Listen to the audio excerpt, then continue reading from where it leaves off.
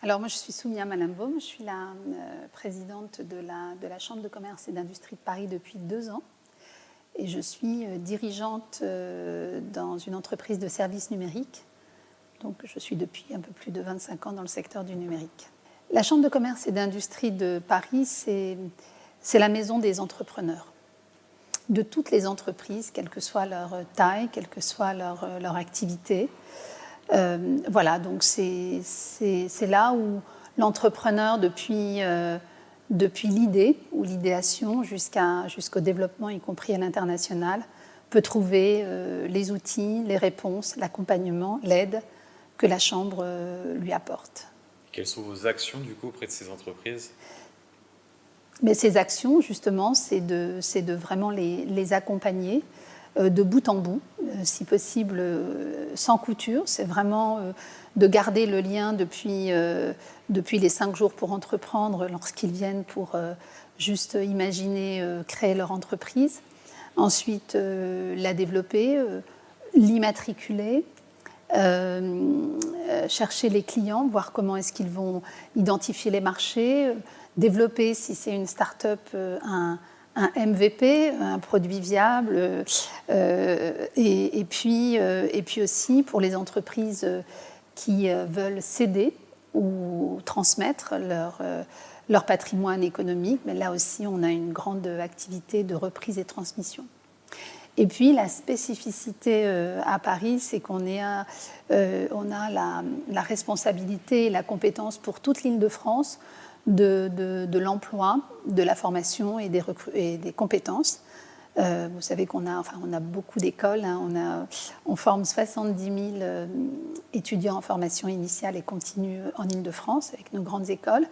Mais nous avons lancé un très grand programme pour accompagner toutes les entreprises franciliennes dans leur politique de recrutement, dans un marché qui est tendu, comme vous le savez, avec l'arrivée des grands événements, mais plus largement, déjà l'année dernière, le marché était très tendu. Le taux de chômage à Paris était d'environ 5%. Et donc, on a lancé un programme autour de l'inclusion et de pouvoir recruter ceux qui ne sont pas visibles aujourd'hui, qui ne viennent pas aux entretiens. On a lancé un site d'emploi qui s'appelle Vite un emploi.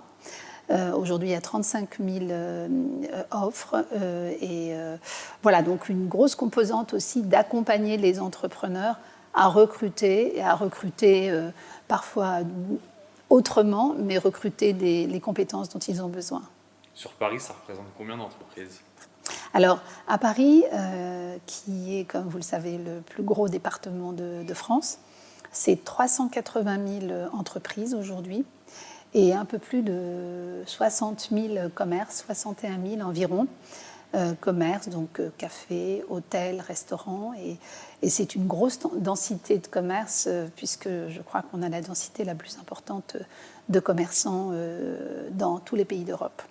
Donc voilà, donc une activité d'ébullition, 5000 start-up également, et nous en accompagnons 2000 en 2024, nous en avons accompagné 1000 en 2023. Sont où ces entreprises économiquement parlant ?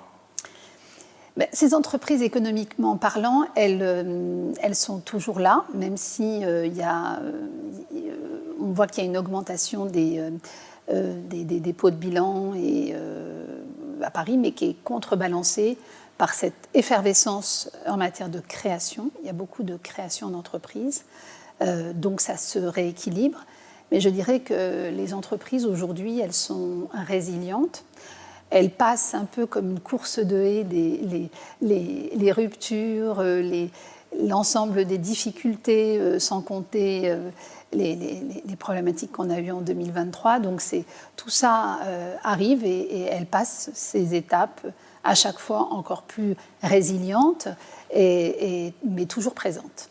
Bon, du coup, la suite de l'année 2024, c'est plutôt positif ?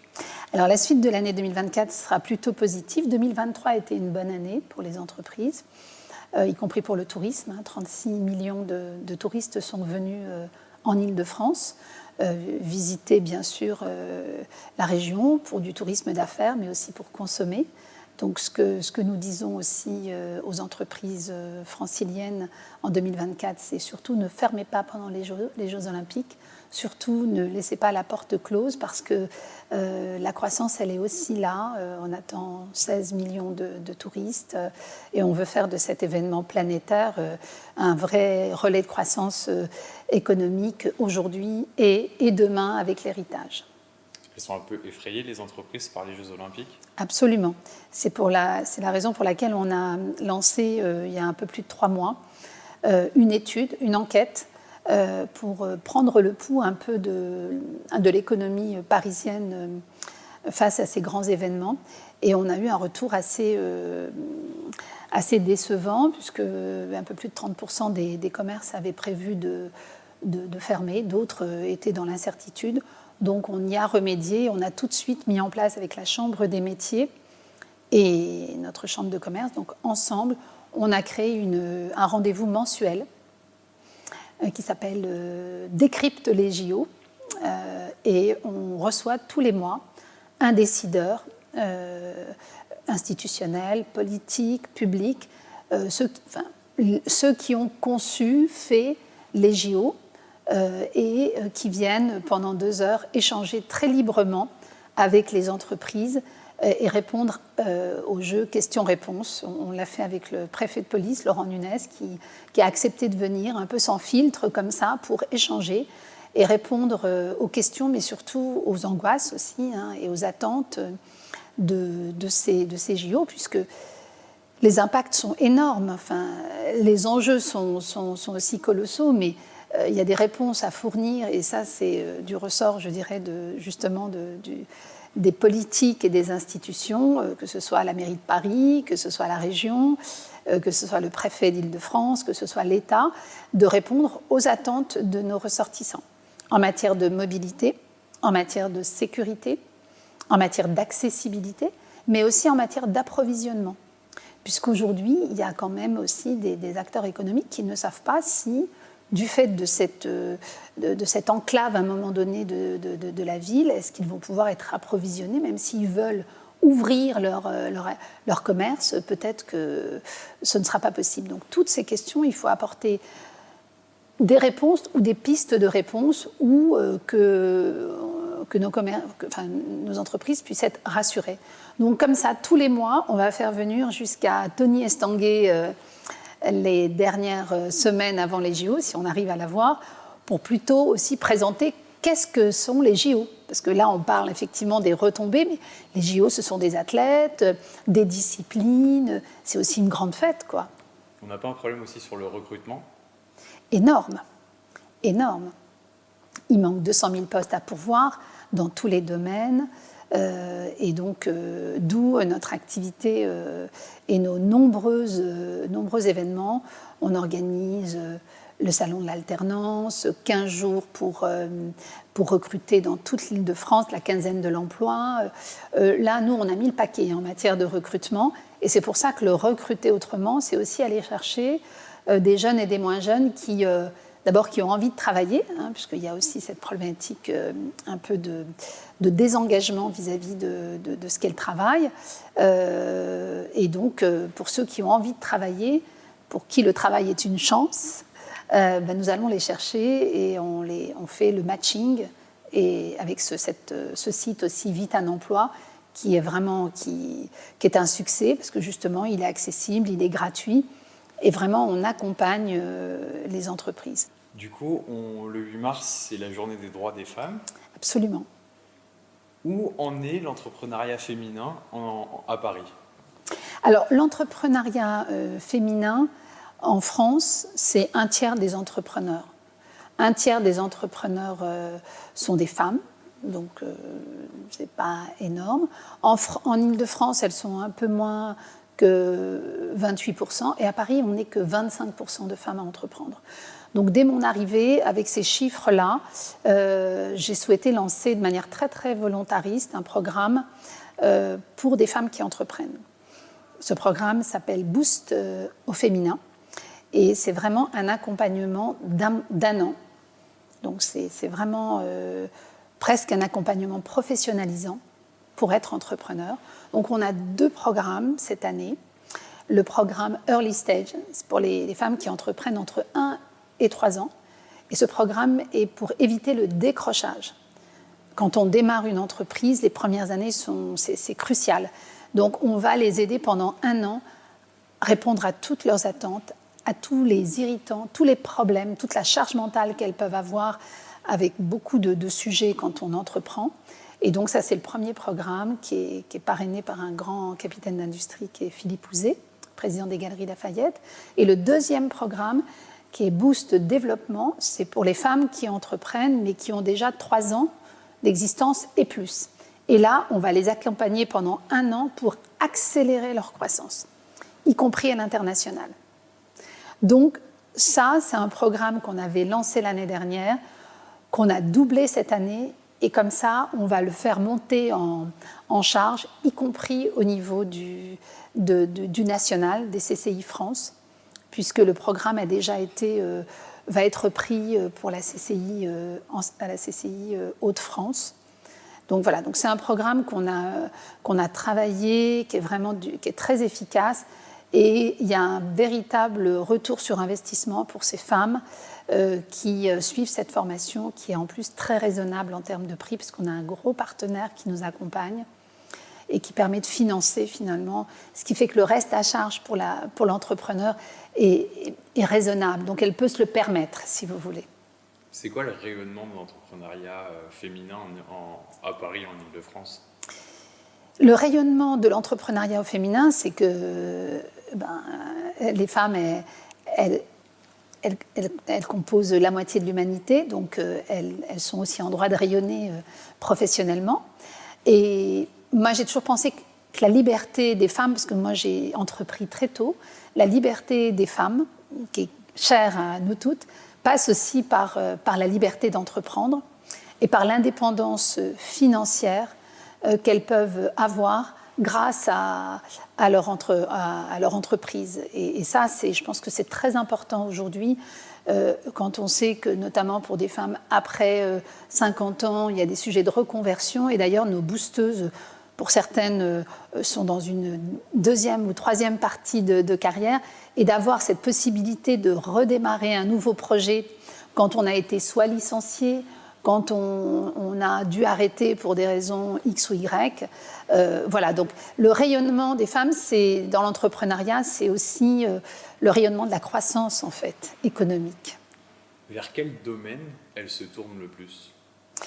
Alors, on a souvent dit qu'effectivement, qu'elles étaient très intéressées par le care, l'aide à la personne, enfin tous les sujets liés à l'accompagnement des personnes. C'est le cas, effectivement, parmi nos boosteuses, on le voit.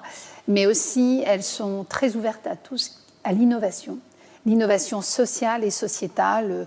Pour vous donner un exemple, on a une boosteuse qui a pris une carrière importante dans le domaine de la publicité et des médias, a décidé de créer une marque de vêtements complètement avec des matériaux recyclés, et vraiment une belle collection de vêtements pour femmes, mais avec des vêtements éco-responsables et sourcés en utilisant le moins de CO2. Et ça, c'est assez exceptionnel. Moi-même, je lui ai acheté quelques hauts, quelques vêtements.